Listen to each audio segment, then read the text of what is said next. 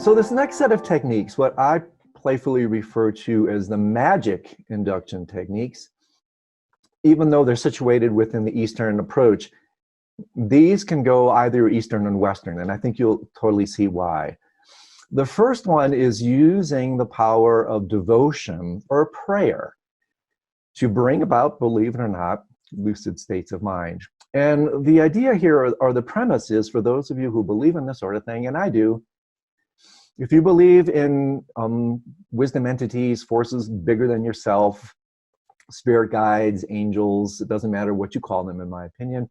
If you believe in powers greater than yourself, then according to the Eastern approaches to lucid dreaming and dream yoga, you can call out, you can invoke these outer powers to help you with your lucid dreaming journey.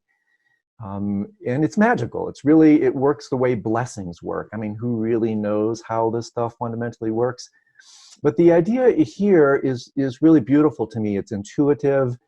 It's a way to use the power of your heart, not just your head and your intellect and all these kind of cognitive processes and practices.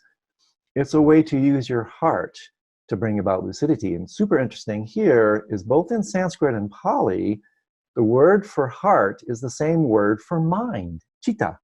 So they talk about heart, mind. And so when we're working with the heart in this devotional way, we're actually working with the mind, a kind of more subtle dimension. So the whole idea is to open yourself to powers and processes larger than yourself. And I will read to you a classic dream yoga kind of supplication, invocation from a beautiful master, Deepen Rinpoche. But all the while, please understand, the words aren't important. You can make up any liturgy that you want, any prayer that you want. What's really important is what these words do to your heart, how they open you. Remember, we're talking about opening the aperture of our awareness so that we can see things we haven't seen before. In this case, dreams in a lucid way. So you want to bring about a liturgy, and again, I'll give you a kind of a demo. Anything that allows you to touch into your heart, that opens you. And then you just cry out. It's really pretty intuitive, heartfelt type of approach. But here's a classic liturgy that I use from Deepen Rinpoche. And again, you get the gist of it, and you can make up your own. In fact, here's what I do, just to give you a tip. I actually put my hands when I go to sleep. This is called Anjali. It's kind of a prayer posture. I actually put my hands over my heart when I recite this at night. Again, if this speaks to you, go for it. If it doesn't, like the Dalai Lama says, I love it, throw it out the window. So I do something like this. I go to bed, I put my hands over my heart, and I recite something like the following. The combined essence of all the Buddhas, pervading Lord of the ocean of mandalas and Buddha families, incomparably kind, most precious root teacher, please hear me. Please bless my mind, I pray.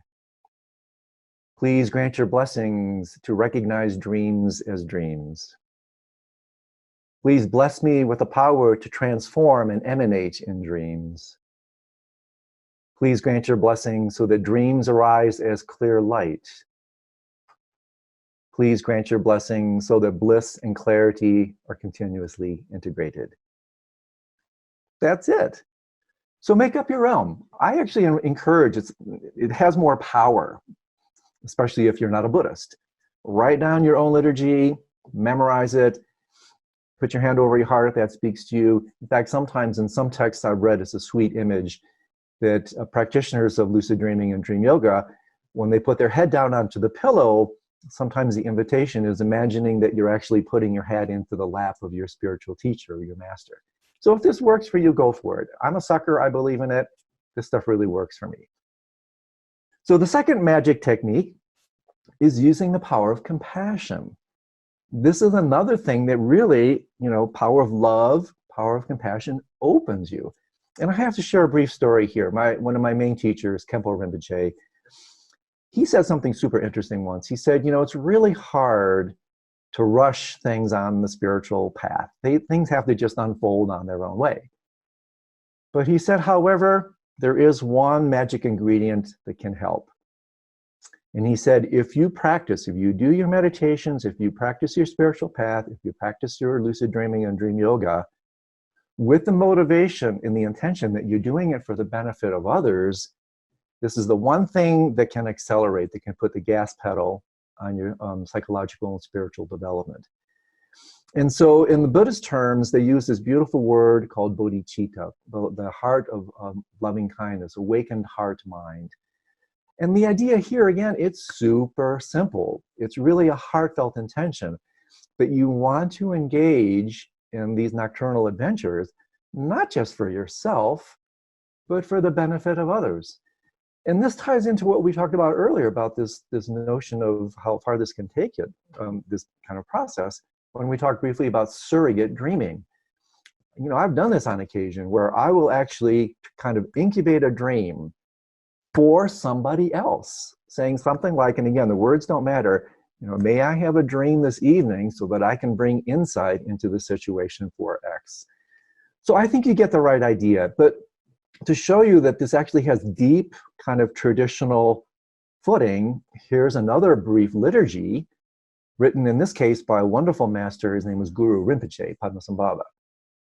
And so this is what he says around this. He says, when you go to bed in the evening, cultivate the spirit of awakening, of bodhicitta, thinking, for the sake of all sentient beings throughout space, I shall practice the illusion-like samadhi of the dream, and I shall achieve perfect awakening.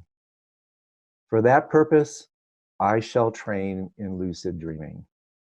So if this speaks to you, go for it.